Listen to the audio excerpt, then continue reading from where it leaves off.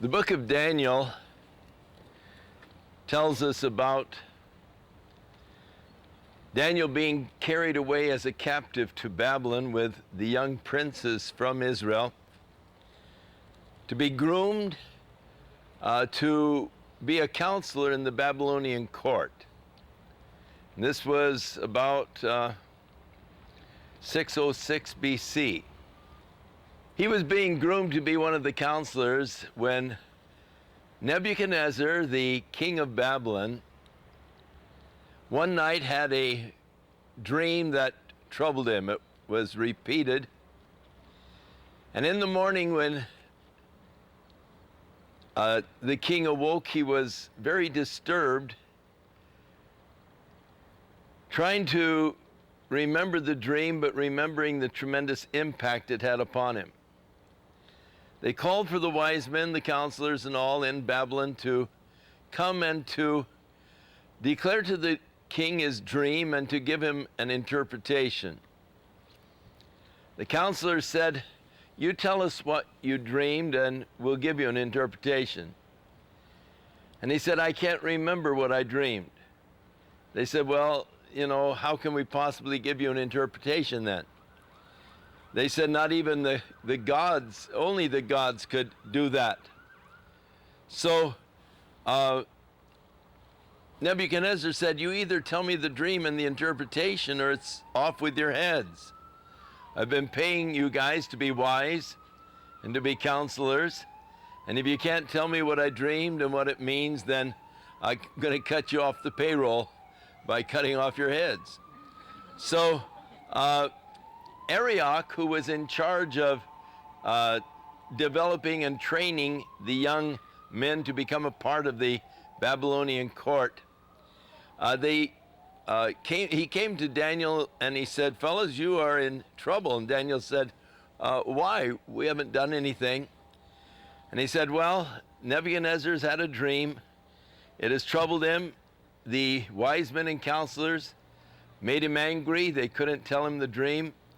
And so he ordered all of the wise men to be executed. And because you fellas fall in that category, you're among those to be executed."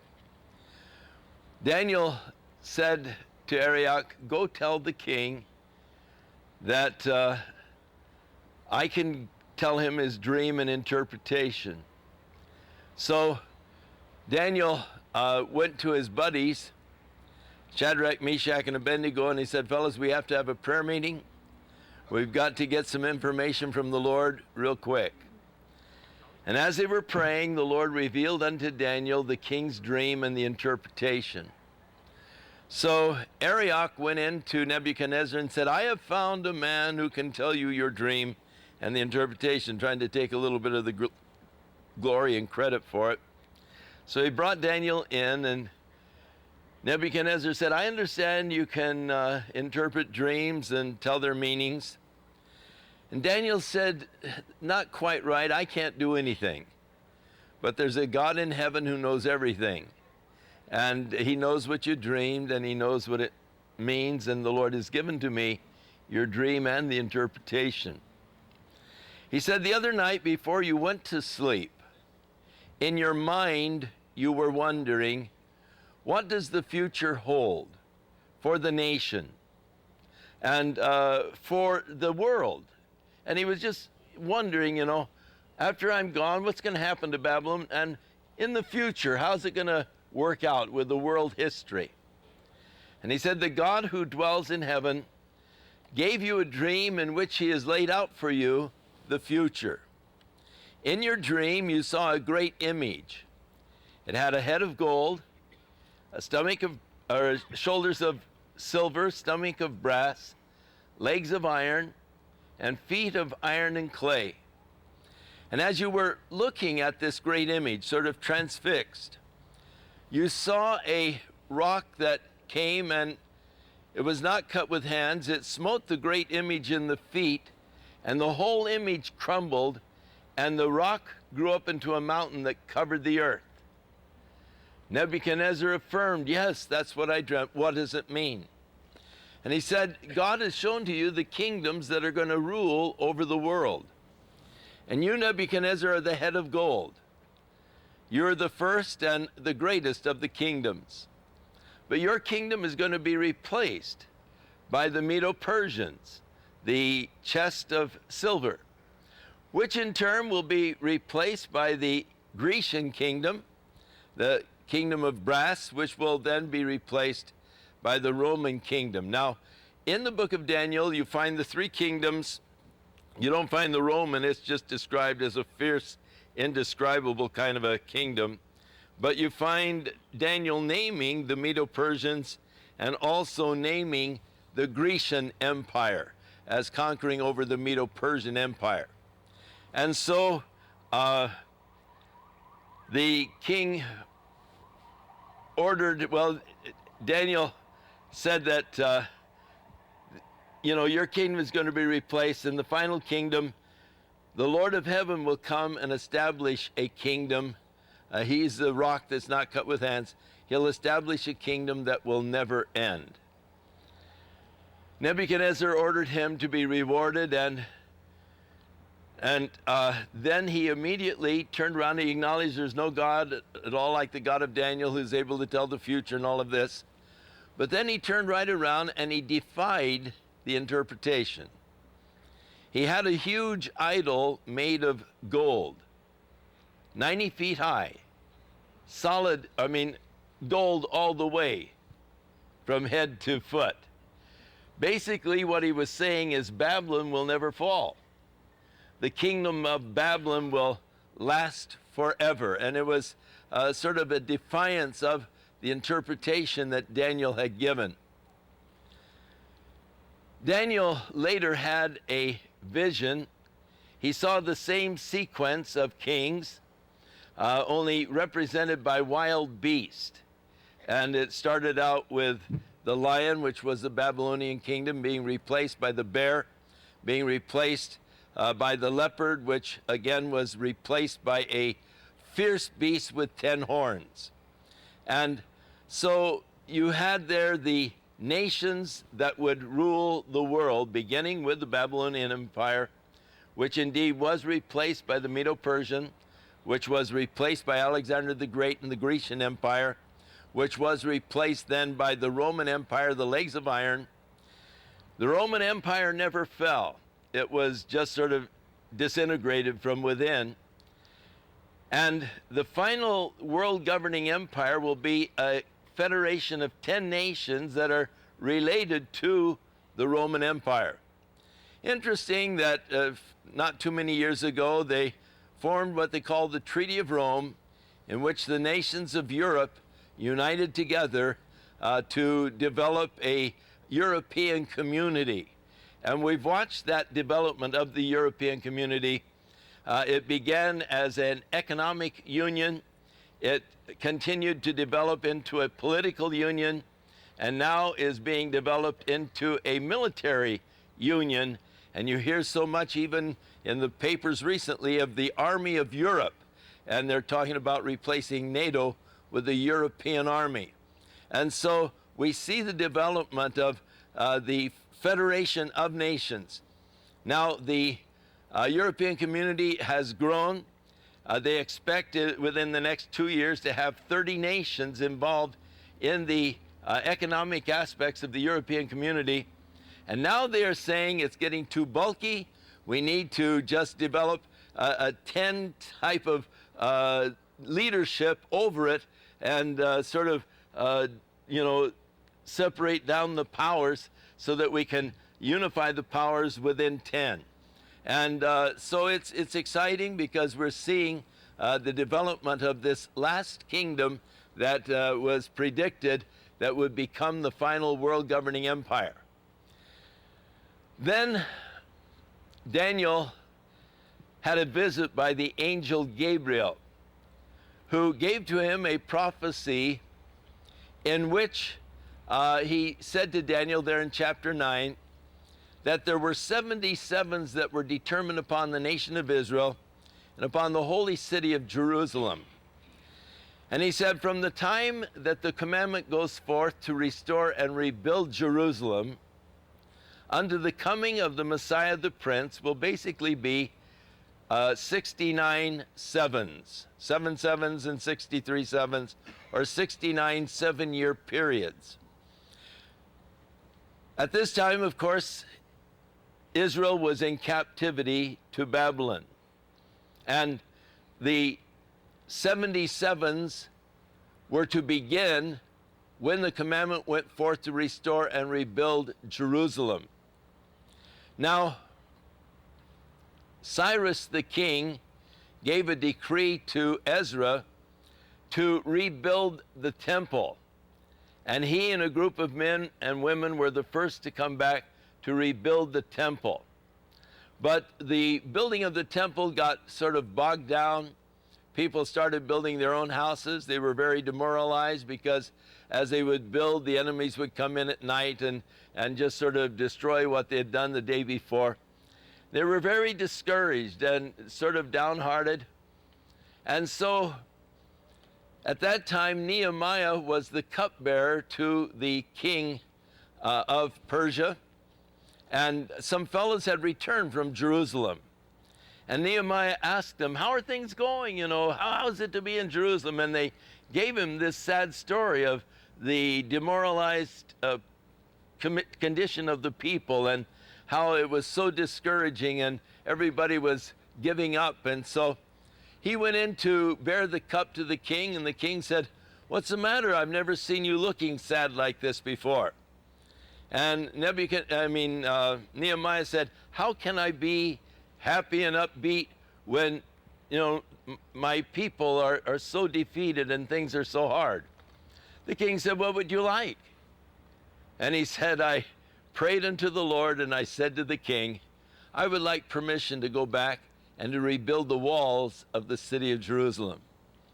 So in March 14th, 445 BC, King Artaxerxes gave to Nehemiah the commandment to restore and rebuild Jerusalem. And so that gives you a starting date for this prophecy that from the time the commandment goes forth to restore and rebuild Jerusalem to the coming of the Messiah the Prince would be the 69 7-year periods, or 483 years. Because this was predicated on the Babylonian calendar of 360 days to the year, you need to sort of transpose it into days and to get the date that the Messiah the Prince should come. And the 69 7-year periods, or 483 years, would translate out to 173,880 days. From March 14th, 445 BC to April the 6th, 3280 AD comes to 173,880 days. Anything of significance happened on April 6, 32 AD? It so happened on that day, Jesus said to his disciples, go into the village and you'll find a little colt that is tied. Untie him and bring him to me. And if the owner says, what are you doing untying my colt? Just say the master needs him. So the disciples went in, and on the corner Jesus described, they saw the colt that was tied. And so the fellow said, what are you doing untying my colt? They said, the master needs him. And so they said, okay. So they brought the colt to Jesus, and he sat upon it, and they began to wave palm branches and began to cry, Hosanna, Hosanna, blessed is the King, blessed is he who comes in the name of the Lord. That is from Psalm 118, which is a psalm of the Messiah. The psalm of the messianic part of the psalm begins with, this is the day that the Lord has made. We will rejoice and be glad in it. Hosanna, Hosanna. The word Hosanna is save now, save now. It's Hosanna, Hosanna in Greek, Hebrew. Save now, save now. Blessed is the King, blessed is he who comes in the name of the Lord. So the disciples were actually quoting this messianic psalm as Jesus was riding the donkey down toward Jerusalem from the Mount of Olives. At the same time, of course, Zechariah had said that, behold, your king cometh unto you, but he is lowly He is riding on a colt, so here is Jesus fulfilling the prophecy on the very day that was 173,880 days from the commandment to restore and rebuild Jerusalem. But that leaves you 1 7-year period unfulfilled. There were 77s that were determined upon the nation in order to complete all of the prophecies. And so you have 1 7-year period left. Now, the interesting thing, from the commandment to restore and rebuild Jerusalem to the coming of the Messiah the Prince will be the 69 sevens, but he said the Messiah will be cut off and receive nothing. And we know that Jesus was crucified before that week was over and did not receive the kingdom. But the prince then of the people that shall come will destroy the city, and the nation will be dispersed. And so after, of course, the crucifixion of Jesus, the Roman government came under Titus in 70 AD, and they destroyed the nation of Israel, and the Jews were dispersed throughout the world, where they existed for almost 2,000 years without a nation. Now, when Jesus was questioned by the disciples, when he predicted the destruction of the temple and all, when he got to the Mount of Olives, they said, Lord, what will be the sign of these things, the destruction of the temple, and of your coming and the end of the age? So it's important to realize that they are actually asking for 3 separate signs: signs of the destruction of the temple, signs of his coming, and the end of the age. And so Jesus began to tell them, first of all, the signs of the destruction of the temple. When you see Jerusalem encircled by the troops, then flee. And they, of course, fled before Titus came in with the troops. The Christians did escape. But then as Jesus went ahead and told about the future, he said, when you see the abomination of desolation spoken of by Daniel the prophet standing in the holy place, then flee to the wilderness. Now, the prophecy took you, as I said, the 69 sevens, but it said the prince of the people that shall come, or the ruler of this revived Roman Empire, he will make a covenant with the nation of Israel. But in the midst of the week, or the 7-year period, he'll break that covenant, and he will set up an abomination which will cause the desolation being a reference to the Great Tribulation. Jesus said, when you see the abomination of desolation standing in the holy place, he that reads, let him understand. Then he said, time to get out of there.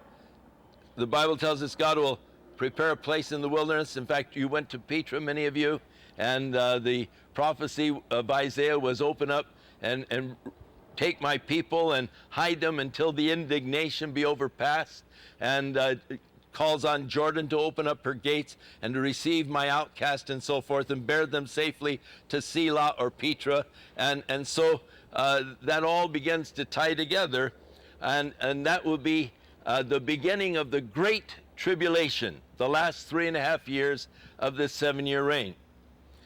So the Bible tells us that there's going to arise a false Christ, a antichrist, in these last days, and that he's going to make a covenant with the nation of Israel. But in the midst of that 7-year period, he'll break the covenant and set up the abomination which will cause the desolation.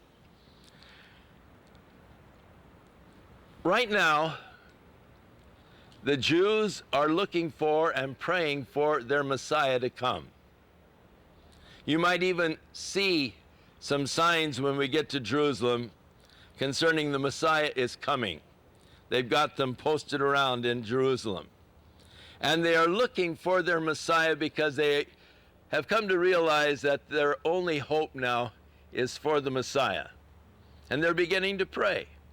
The interesting thing, Jesus, when they rejected him, said, you're not going to see me again until you say, blessed is he who comes in the name of the Lord. And so The interesting thing, of course, is that they are beginning to look for their Messiah. But they will tell you that we do not believe that Jesus was the Messiah because Jesus claimed to be the Son of God. The Messiah will not be the Son of God because he'll be a man. Moses said, there shall arise a man like unto me, and to him shall you give heed. And Moses was a man, so the Messiah will be a man. At the time of Christ, the rabbis believed that the Messiah would be the Son of God. That whole idea he's going to be a man has actually something relatively new with the Jews to give the reason why they reject Jesus. Basically, if you read Psalm 2, the Lord, spoke to him and said, this is my son, this day have I begotten thee. Ask of me the heathen for your inheritance, so forth, the uttermost parts of the earth for your possession. So the Father is speaking to the Son. Unto us a child is born, unto us a son is given. Who gave the Son? And the government will be upon his shoulder. His name will be called Wonderful Counselor, the Mighty God, the Everlasting Father, the Prince of Peace. And so there are references to his being the Son. And that is why when Jesus was standing before the high priest and being questioned, when he said, tell us plainly, I adjure you by the living God, tell us plainly, are you the Messiah? And Jesus said, you said it. And he said, are you then the Son of God? You see, they were anticipating the Messiah to be the Son of God. And when Jesus answered in the affirmative, he said, what need we of any further witnesses? You've heard him yourself. You've heard the blasphemy. What do you say? And they say he's worthy of death. Why? Because he claimed to be the Son of God. Jesus in John said to them, I came in my Father's name, you didn't receive me. There's another one that's going to come in his own name, and him you will receive. So Daniel tells us that the prince of the people that shall come, the leader of this revived Roman Empire, the leader of the European community, he'll come and make a covenant with the nation of Israel. No doubt in the covenant, he'll make provisions for the rebuilding of their temple. And the solution he's going to offer is to put a wall just north of the Dome of the Rock Mosque and let the northern side of the Temple Mount be used as the Jews to rebuild their temple. And the southern portion can be kept by the Muslims. In Revelation chapter 11, John was given a ruler, told to measure the new temple in the courts, but the Lord said, don't measure the outer court, it's been given to the heathen. In the book of Ezekiel, chapter 42, Ezekiel saw a wall around the new temple. He said it was to separate the holy place from the profane. So no doubt a wall will be built in the midst of the Temple Mount, the Jews being given the northern section for the rebuilding of their temple. And today, if you will ask the rabbi, if the Messiah is a man, how will you know him? And they'll answer, he'll lead us in the rebuilding of our temple. So when this fellow comes and gives an agreement, makes a pact where they have the rights to build their temple there on the north side, they'll be ready to hail him as their Antichrist, coming in his own name, him you will receive. So right now, what's the big issue here in Israel? What's the big problem? Why can't we get peace between the Israelis and the Palestinians? What's the issue? The issue is the Temple Mount, which both are claiming and both want authority over. And it seems to be an insurmountable problem. I mean, it's got everybody baffled. Even Clinton, with all of his devices, couldn't unscramble this one. But this man is going to come and he's going to have the answer, and they'll say, yes, this is the man we've been looking for. He'll lead us in rebuilding of our temple. But after the temple is built, after 3.5 years, he's going to come to this temple. He's going to declare that he is God and demand that you now worship him as God. He'll stop the daily prayers and the sacrifices. And he will declare that he is God, demand to be worshiped as God. That will begin the great wrath of God upon the earth the last 3.5 years prior to the return of Jesus Christ with his church to establish God's kingdom upon the earth. The kingdoms, the 10 toes, when Jesus comes, that whole powerful kingdom will be destroyed, and the rock not made with hands will grow into a mountain that will cover the earth. And as you read in Revelation, the kingdoms of this world will become the kingdoms of our Lord and of his Messiah, and he shall reign forever and ever. Hallelujah, hallelujah. So, glorious future. But this 3.5-year period, at the end of it, this man from Europe, the man of sin, the beast, the Antichrist, will bring the troops and they'll start an invasion of Africa. They'll pass through Egypt. They will start against Ethiopia and Libya. When news out of the east and the north come that troubles him, he'll bring the troops back to meet the troops that are coming from the east and from the north.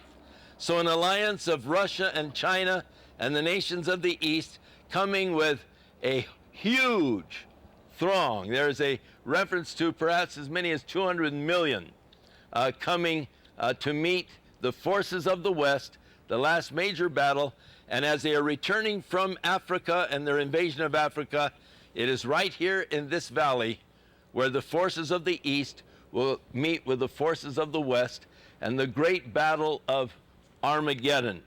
And in Revelation chapter 16, we have a little bit of a description of this as the